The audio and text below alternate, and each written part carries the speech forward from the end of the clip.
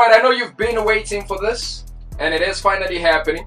Joining us in studio this morning, actress, entrepreneur, and TV host, who is currently the co-host of the lifestyle and magazine show BET A-List, which is on DSTV channel 129 every Thursday at 18:35 Central African Time. The sexy and talented powerhouse Ayanda Thabethe in the building. What an introduction! Thank you so much for having me, guys. What's up, G? I'm good. I kept getting lost to get here, but I'm glad I'm finally here. I'm very happy to be here. Thank you for having me. No, we are glad you're here. I was actually about to go on a rant, like, yeah, man, we told her 8 o'clock. And then I received a message from somebody saying, no, she went to the wrong UJ campus.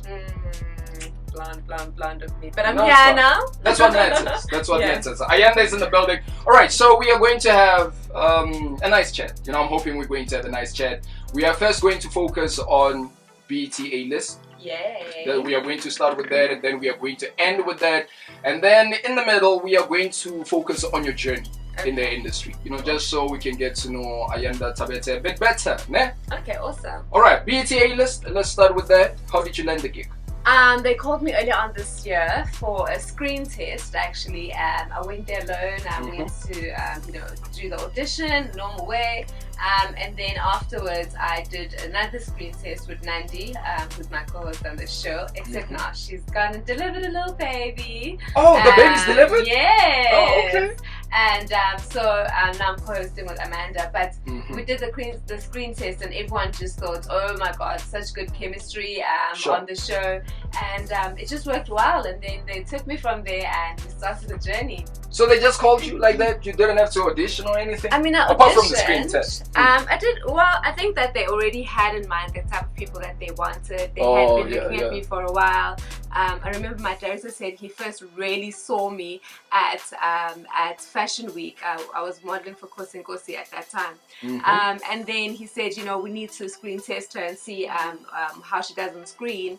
And luckily for me, it was exactly what they were looking for. Obviously. Jeez. Thank you. And thus far, how's the show going for you? It's extremely exciting. It's Pan-African, so it's all about the rest of Africa. It broadcasts in 49 different countries. Sure. That's insane. Which is cool because you don't really get a lot of shows that show our whole African and showcase our whole African continent, you know. It's not really South African focused per se, which is quite cool. Also, you know, it's just a lifestyle magazine. It's very easygoing. We laugh a lot on screen, and I think people get to really know the funny side, quirky side of us. And the show itself just has a lot of good, meaningful content, and they really go out, you know, to make sure that it's an entertaining show. You know what? I have to apologize to you. Why? You know, when I first heard of Ayanda Thabethe and I saw your picture, I thought, you know, another A-hit. I'm sorry. I'm apologizing. And the reason why I'm apologizing is because I took some time to do some research about you. So most of last night, you know, some people might call it stalking. Most of last night I was on, you know, your social media profiles, especially Instagram. Yeah. And your Instagram is somewhat of a book. And that's why I decided, you know what, instead of just focusing on BET A-List, we are going to focus on your journey as well. Yes. So that's coming up. We are going to do an interesting type of interview. Definitely something you've never done before. Awesome. We are going to allow your Instagram to lead the interview. Alright. After we are done with this. Okay. Alright, you mentioned that your co-host is Nandi Madida. You've worked with her, you know, prior to her being pregnant. Yes. Okay, how was that for you, working with Nandi? Oh, Nandi is absolutely awesome. You know, she's an African gem. She's on the cover of Destiny right now. She's doing so well in business as well as in entertainment. So I'm just proud to work with her. And also we have such great chemistry. She's an easygoing person. Very intelligent as well. So it's been a really beautiful journey. I mean, we're starting off on a new platform that we're also growing. BET is still very small in South Africa, but it's growing every day. The show is doing so well. People are receiving it very well. So it's exciting, you know, it's really exciting. And then Amanda Dupont. Amanda is crazy. She's absolutely awesome, you know. We've just you know, after Nandi introduced us, actually they were friends before I knew Amanda even, but Amanda's really, really a nice girl. We have really great chemistry on screen. People have really been accepting us very well. This yesterday was our second show together, and I think she's also enjoying herself, which makes it even better, you know. Yeah. That always works out, you know, if you guys have chemistry. Because I understand she made her debut on the 17th, like 2 weeks ago, né? Yes. Okay, yes. And I'm guessing you made it easy for her because you have an easygoing personality. Yes, I think so. I feel like I've known you for like 10 years now, you know? Really? The girl from next door. That's good, that's good. Alright, you know what? You're promoting Nandi, talking about how she's on the cover of a certain magazine, but you're also on the cover of S-Mag, which is coming out today, if I'm not mistaken. Today. Yes, I'm so excited about that. I've had some covers, but this is like my really big one, my first big one. And just for the fact that they chose me and to seal off the year is so great, you know, for me. They went for a Thabethe styled look, which is very different for their magazine. They wanted to have a different look and feel, and it's for the festive season. It's a 3-month sort of a magazine. So it drops today and I'm so excited about it. I hope people get to read it and find out what I'll be getting up to on the festive season, and also just a little bit about my journey. Alright, fantastic. We'll also tweet that cover via our social media pages. Now, you are somebody who has been in the game. This is what my stalking tells me, man. I told you I was on your Instagram page mostly, you know, for most of last night. And somebody might think that, you know what, you just popped up just like that. But you've been in the game. And the BET A-list gig is actually not your first TV presenting gig.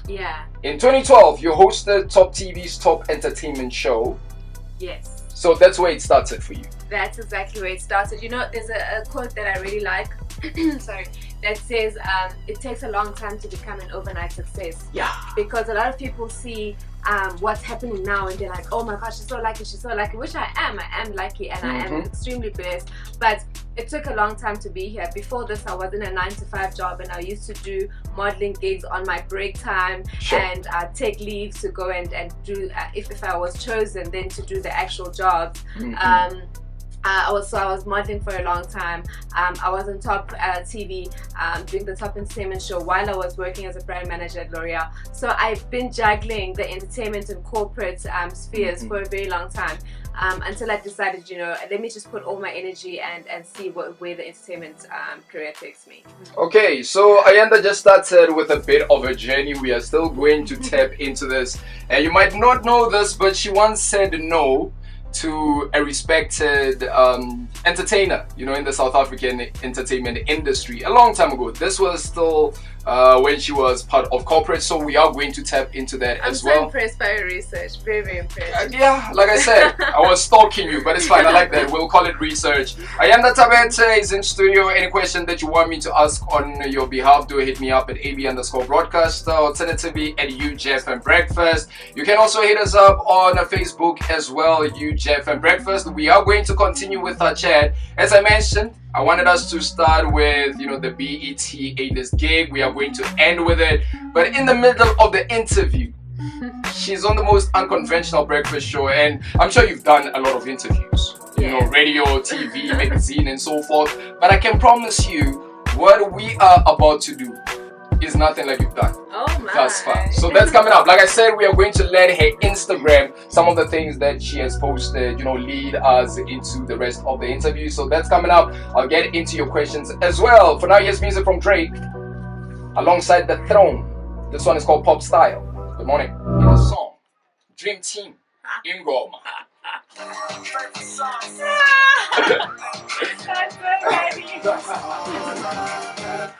A song that did very well on the UJFM Top 40 and other local charts as well. Dream Team with Ingoma. Talking about Ayanda Thabethe twerking for the gram, eh? Imagine! Has he ever seen me twerk in life? I don't know, I'm hoping you'll tell me. No. He has never seen me twerk in life? Nobody has ever seen me twerk. I can't. Oh, okay. Here's an interesting question. Mo_lunatic on Twitter says, ask Ayanda when she drinks alcohol, does she enjoy it with a dash of water, or does she take it head on? You know, a dash of anything is really always good. Alright, you look like you are in a happy place. Yes. Okay, so we'll touch on that a bit later on, you know, based on one of your Instagram posts, isn't it? Yeah. Kulempambili says, how does Ayanda Thabethe stay so positive?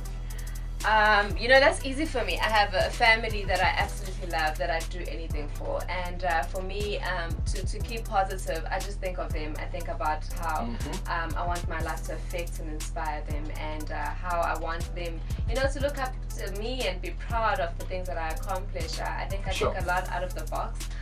Also, I have dreams and goals that I've set for myself and where I'm going, a vision for my life, and that gets me up in the morning, you know, whenever I feel down, because everyone has those days, you know, but that big audacious goal for your life, that's what keeps me going and keeps me positive. Oh, I like that. Hey, you must always have that big goal, you know, which is what Ayanda has had for some time, and I did mention that this is somebody that, you know, I started personally respecting after last night, after the stalking that I did, because I realized that, hey, this is somebody who has been in the game. So we are also going to touch more on her journey. Remember, Ayanda Thabethe, the co-host of BET A-List, is in studio. Any question that you want me to ask on your behalf, Facebook, Twitter, @UJeff and Breakfast, #UJeff and Breakfast. All right, let's get into your Instagram now. Yes. Tell me if this rings a bell. No longer will you be called forsaken. Oh. Or your land be called the deserted wife. Your new name will be God is pleased with her. Your land will be called happily married, because the Lord is pleased with you and will be like a husband to your land, like a young man taking a virgin and as his bride. He who formed you will marry you, as a groom is delighted with his bride. So your God will delight you. Oh, I love it. I love speaking about God. We could be sitting here the whole day. I'm on a fast right now. And yes, so every end of the year I fast for 7 days, and I just fast to say thank you, God, for the year, and just to receive wisdom for what to plan for next year.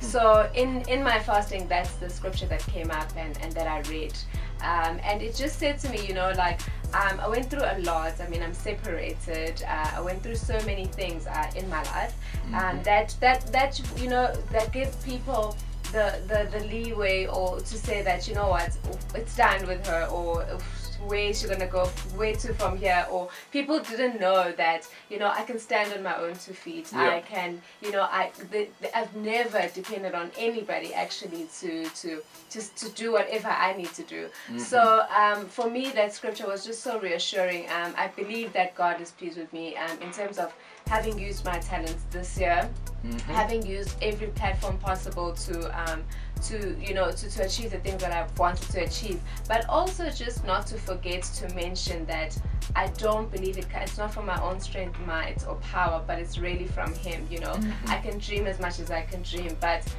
for things to happen and for divine orchestration to take place, I have to have a higher power that I consult with and ask for, and everything that has happened is because God has been pleased with me and just stood by me.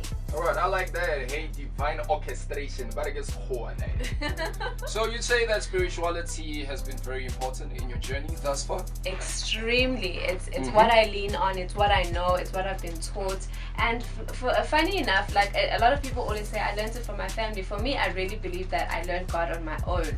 My mom was not a very spiritual person. My family wasn't really. But I remember the first time, not the first time, but a time when I went to church and I was about 10 years old. And I remember just crying at church, and my mom just couldn't understand, but I felt a power and a force that's never left me until this day. You know, and I really believe that that was the Holy Spirit. And for me, it's just been a guiding force. I got to know God even more. I went to a boarding school in high school that was Catholic.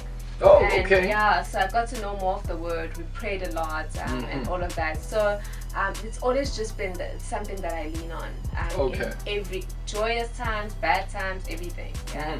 You know what, there's something I didn't want to touch on because just about every interview you've done, they've touched on it. But then you've mentioned it in passing as well. And I feel, you know, as an interviewer, it's very important for me to follow up because we are talking about your spirituality now, and you touched on, you know, very public, breakup. Yes. You know, you touched on that. So would you say that it was also your spirituality that kept you going after that? After, you know, just about every South African was going on and on about Ayanda Thabethe's breakup. Yes, definitely my spirituality kept me going. But also, I always encourage young girls, you know, you need to know who you are. You need to know what you want.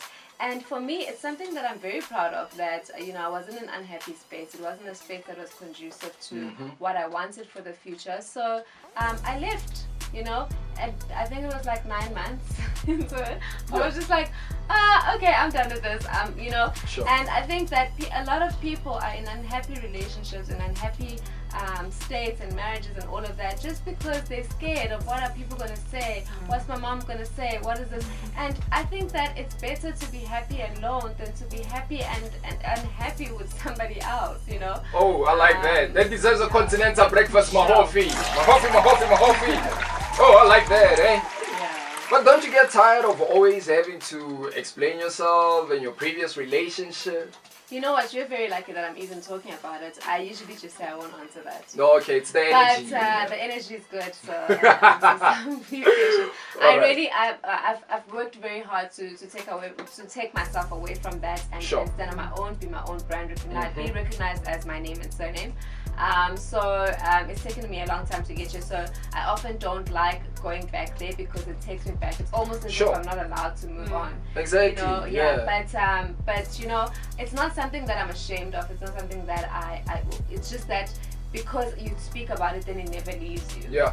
But if it wasn't for that, I would actually speak about it quite openly. Yeah, and chances are somebody else is going to learn from that, because this is a story of somebody who decided to love themselves and to, you know, in the words of one Bob Marley, to emancipate themselves from, you know, mental slavery or relationship slavery, if you may. All right, back to your journey, ne? Yes. I do understand that you used to be a marketer. Yes. You used to be into marketing. So how was the transition for you, moving from, you know, the corporate world into entertainment? So, you know, when I started off, I wanted to do entertainment. I asked my mom, listen, I want to do entertainment. My mom was just like, yabo, like, haya, stinga imali, stinga ukufundisa your other 2 sisters, and so entertainment is very, you know, it's not guaranteed. So she was like, what else are you interested in? This is something that you can do part-time.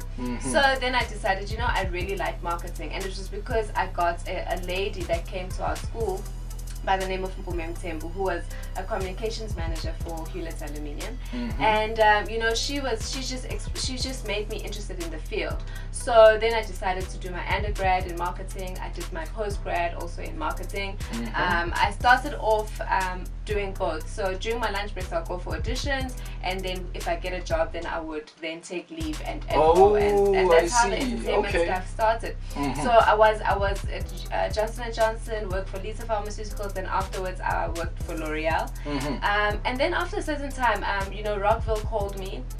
Connie Ferguson called me and she said, you know, we're really interested in having you on season 1 of Rockville, and to play the character that Mbali actually plays, Entle. And I was really, really interested. I wanted to do it with all my might, but I couldn't take time off work because it required me to take at least a month off work. And I was launching a brand at that point, so I just couldn't do it. This was in 2012, no? Yes. Research. Stalking. Boom. Sure. And then after a while, then I decided, you know what, and then a lot of other contracts similar to that came through, and of people just seeing me from the little gigs that I was doing, which was adverts and modeling magazines and all of that. Then I decided, you know what, let me take a leap of faith. I've been in marketing. I've done it well. I'm a senior. I was a brand manager there, and I took the leap of faith, and it's worked out. But then again, once again, you've been in the industry. Somebody might think that you started with Rockville, but that's not the case. Yes. 3 years ago, you had your first acting role on Mzansi Magic in a 5-part drama series. Yes. Tooth and Nails. I was playing a very heavily pregnant young teenager who was chased out of the house by her dad, because he felt holier than thou, and he felt like, you know, he was a priest, and how could I embarrass the family like this? It really happened by chance. Actually, I was visiting the set because I had a friend then, Tabang Molea, who actually also is the director. The director, of Happiness is a 4-letter word. Also some big documentary as well. Yes. So and then he was just like, we're stuck, we need this person to play this role, and I was just like, okay, let me try, let me see what I can do, and it worked out very well. So after that, I had small little acting stints. I was on Generations at some point for like one day, one-liner. And it really takes a long time. Sure. Yo, shout out to the makeup artist there. If you were a makeup artist at Tooth and Nails, I saw the image last night whilst I was doing my stalk. I was like, wow, this doesn't look anything like Ayanda. Reminded me of, what's her name? The South African lady who won an Oscar. Charlize Theron. I was like, yo, like the transformation there. So that's why I've been saying, you know, I respect Ayanda, because this is somebody who has paid her dues. She started from the bottom, and in the words of Drake, she's slowly getting there. You know, I don't want to say that you've gotten there, because I feel like this is the beginning for you. I also feel like that. Okay, back to your Instagram. Yes. Let me see when you posted this. This was on the 31st of July 2015. You used this data of yours, hey? Yeah, no, I have data here. We'll also post it via our social media pages. So she posted an image there, and it reads, "Remember why you started," and then she captioned it as follows: "I wake up every day to put bricks on the wall of my legacy, and every time I think about quitting, I remember why I started, and I get up and begin again." I think that actually answers the question of the guy that asked me what keeps me motivated. But have you ever been in a situation where you thought, you know what, I can't do this, that's it, I'm quitting? Yeah, of course. I remember I used to be a sales representative at some point at Johnson & Johnson, also at Lita, and I hated my job. I really hated my job. I couldn't. I was just like, why am I doing this? Yeah. And those were points in life where I was like, I could just quit, you know. But you know, when you know you have a bigger purpose, quitting is just not an option. You know, it's just you can't physically do it. Also, with the modeling and all of that stuff, it took me a long time to get here, as we've spoken. And there were times when I was just like, where is this actually going? Is it going to become something? Will it ever become something, you know? And I would want to quit. But I also think when you really love something, you know, like I love entertaining, I love hosting, I love being a model, I love all of these things, you know? And when you really love something, it's almost impossible for you to quit. True. You know, because I would say, I'm not going to another audition and I'm done with this. And then the next time they call me for an audition, best believe I'm going to be the first one at the door trying my life again. You know, because you just physically can't give up on something that makes you happy, something that you're passionate about. And that's how you know that you have a purpose in life. If you are feeling like that, then that's definitely your purpose. Alright, back to your Instagram. But before I get into this post, would you say that the industry is what you thought it was before you got into it, now that you're into the industry, that you're in the industry? You know what? It's definitely not.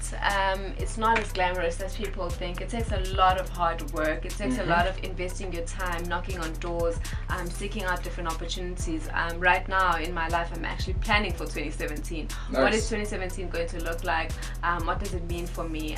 It is the year of completion. It's 2017. 7 at the end. Hey, I like that. Everything that is lacking in your life will be restored. It's an amazing year, I believe, and I think it's going to be a big year. It has to be a big year. Sure. So behind all of those statements and behind of that is hard work, because faith without works is dead. Oh, I like that. You know what I mean? So you have to put action behind what you say. So yeah. Yeah, and you also posted this on your Instagram as well.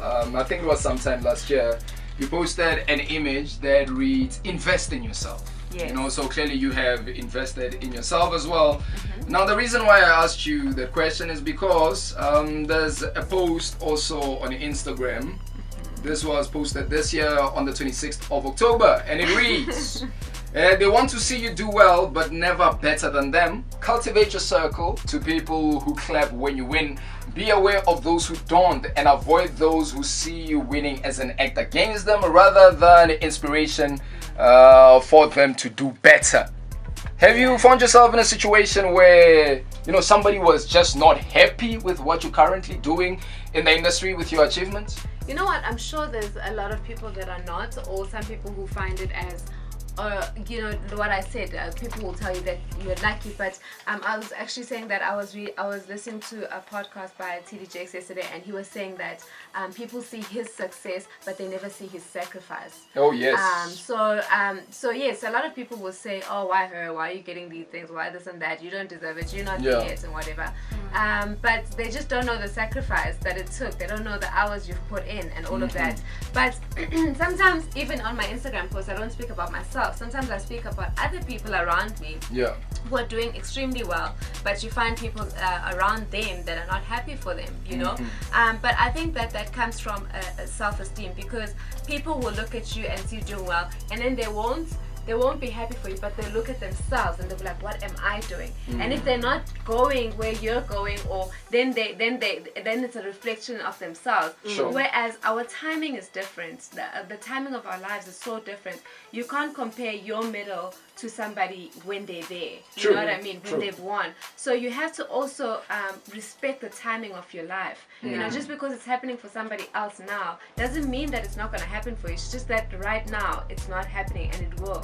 Man, I told you that Ayanda Thabethe's Instagram is like a book. Now, whilst you were saying this, there's another post that she posted where she's speaking about this, about how, sometimes it's not your time, but it doesn't mean that you shouldn't be doing whatever it is that you're passionate about. But there's another post where you say the best parts of your life don't make it to the internet. Yes. Is that true? That's very true. I feed people, or I feed Instagram, social media, what will help me grow all things that I'm thinking about. It's not that it's not true. What I do put out is something that I feel, and if I'm writing a motivational message, you must really know that I was feeling it at that point, and that's how I felt like. But I think the intricate parts of my life, the parts where I laugh the hardest and my tummy gets sore, or I cry, or I'm with my family, those are things that you can't actually put in a picture. It's just an emotion that you feel. It's like when you travel, you can do your best to show people, these are the things I've seen, and this is what I've gone through, and oh my god, it was amazing. But you can't explain the feeling to anybody else. I often hear people who say they've had children, and you just have to be a mom in order to know what it actually feels like, and I think that's what I meant by the best part of my life don't make it to the internet. Okay, still on social media. Yes. On the 25th of September 2016, Ayanda Thabethe was trending in South Africa. This was actually your first trend. I'm not talking about the one that somebody might be thinking of. We'll get into that in a bit. And then this is what you captioned. You said, so grateful that my first ever trend is for my craft acting as Aliyah on Rockville. Yes. But then again, you trended not so long ago. Yes. And you deleted that post. We all saw that. Yes. For somebody who might have missed it, you were commenting on Melania Trump. I think that's her name, ne? Yes. I'm so glad you asked me about that. Okay, let's talk about that. Why did you first post that? Okay, so the reason I posted it is because for me, I have a real problem with people who get to the top and I don't understand their journey of how they got there. And when I try to research it, I don't see any evidence that they worked hard to be there. So the first thing is that I remember Vanessa Williams was up for a pageant for Miss USA, which is an organization that is owned by Donald Trump now. Yes. But she had to return her crown because they said that she had nude photos. Yet the First Lady of America has nude photos. Just saying. And that was based on a principal point of view. Then secondly, before the election was happening, Melania Trump had put out that she has degrees in certain things and all of that. Then while the election was going on, she took them down. And there's no evidence that these degrees actually exist. And so anyway, I said to them, if I looked at myself and I was like, if I had a daughter and my daughter was going to the White House in America and she had to receive advice from Melania Trump on how she got there, what would she be feeding those children? What is it that they would walk away and learn? Is it that you need to pose nude and marry a rich guy? Is that it? Is that? And I feel like in America there is that culture. I respect Kim Kardashian for how she turned a bad situation into good, right? But it doesn't change the fact that how she rose to fame was through her body and her naked pictures and this. And I don't respect that. Unfortunately, I just don't respect it. I believe that as a first lady, you are in a certain, that's why. And also for me, you know, there was Michelle Obama before that. Michelle Obama is one of the most educated women that have ever been in the White House, and it further proves to me that as a black woman you have to be 10 times more what a white woman is in order to have the same position. Okay, but then somebody might say, you know, this is the main issue that a lot of people had. Yeah. You know, they said, okay, but then why is Ayanda, you know, speaking on this, being somebody who's a model, who's also, you know, posted in her bikini, where some people might see that as being half naked as well. I think that that is a perspective point of view, but there is a difference between being a model and being a porn star. Ooh! Yes, there's preach, such a sister. huge difference. Okay. There's a difference between showing pieces, modeling pieces, bikini shots. There's a difference for doing it with a purpose. I just don't understand what the purpose is behind posting nude photos of yourself. I don't get it. Okay, and why did you delete your tweet after that?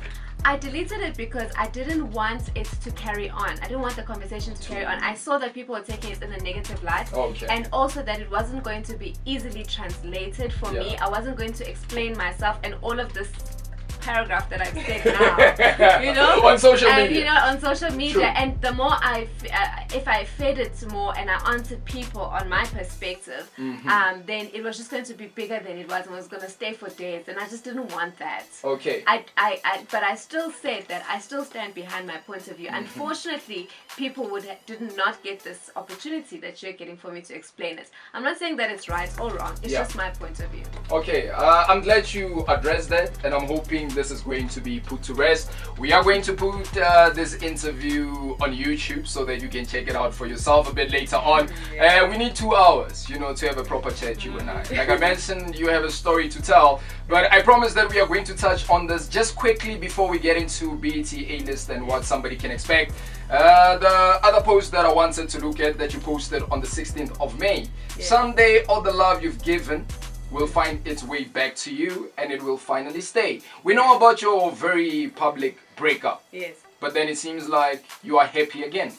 I'm happy in the space that I find myself in, and hopefully it lasts. You know what? In life, you don't have guarantees, but you hope that there will be a day when everything makes sense, what you've gone through makes sense, what you've been through makes sense, and it all comes together, and you are happy with, you know, your choices and where they've landed you, and you hope that that feeling stays with you. Okay, shout out to Dash, eh? He's a cool guy.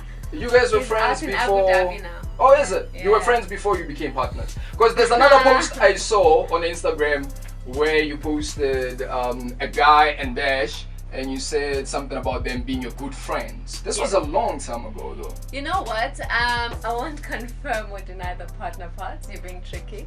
But Dash is my best friend. I met him last year, December. And we've just been really, really good friends, inseparable since then. Okay. But are you dating? I won't confirm anything. It looks like you're dating. Maybe it looks like it. Who knows? But you're not going to confirm. He's my best friend. Because of journalists in SA, ne? He's my bestie. I know. Journalists will do that to you. You'll try to keep certain things private. But it does look like they're dating. I'm not saying they're dating. It does look like it. Alright, quickly, BET A-list. What can we expect from you, and what can we expect from the show in its entirety? Expect a show that is jam-packed with everything black excellence. It talks about everywhere that everyone who's trying to make a difference within you know, entertainment, within every kind of sphere really. We showcase houses, we showcase careers, we showcase music, we showcase movies, we showcase books, every single thing that entails to black excellence.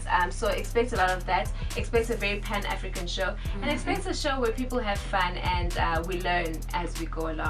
49 countries, Baba, eh? Yeah, that's what we call Mzansi Pride. Proudly South African actress, entrepreneur, and TV host Ayanda Thabethe. It was an absolute pleasure having you in studio, and thank you for being so open for most parts, you know, except for the relationship part.